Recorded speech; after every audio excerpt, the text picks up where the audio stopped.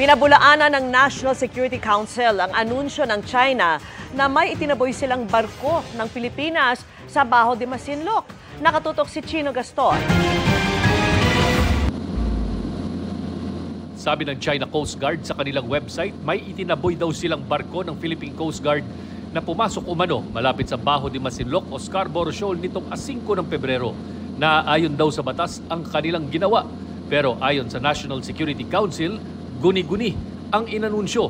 Nasa Baho de Masinloc daw ang BRP Teresa Magbanwa para bantayan at suportahan ang mga Pilipinong mangingisda. Walang katotohanan niyang sinasabi ng China. Meron tayong isang Coast Guard vessel, yung BRP Teresa Magbanwa, na nandun ngayon.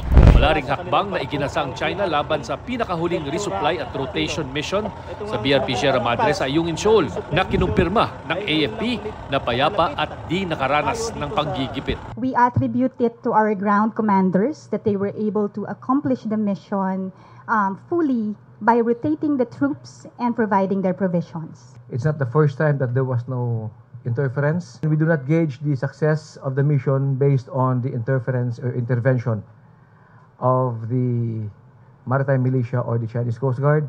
Para sa GMA Integrated News, Chino Gaston, nakatutok, 24 oras.